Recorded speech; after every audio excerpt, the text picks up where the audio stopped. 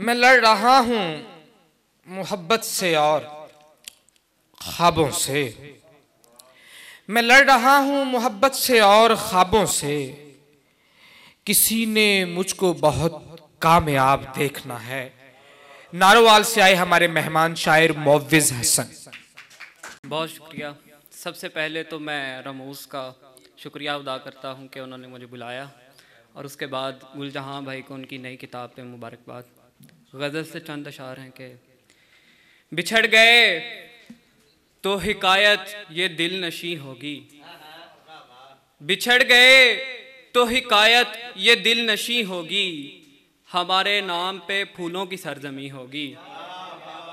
हम आसमां से उतारे हुए सहीफ़े हैं, हमारी कोई भी आयत गलत नहीं होगी।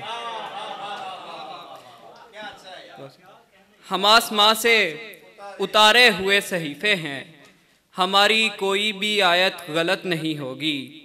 घुटन बढ़ेगी तो चूमेंगे तेरे होंठों को, घुटन बढ़ेगी तो चूमेंगे तेरे होंठों को, ये सांस यूं ही तेरे जिस्म की अमी होगी।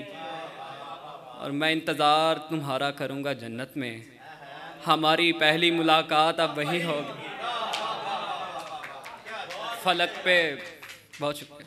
मैं इंतज़ार तुम्हारा करूँगा जन्नत में, हमारी पहली मुलाकात अब वही होगी। फलक पे फूल उगेंगे ज़मीन पर गैसें, यहाँ की चीज़ वहाँ पर पनागज़ी होगी।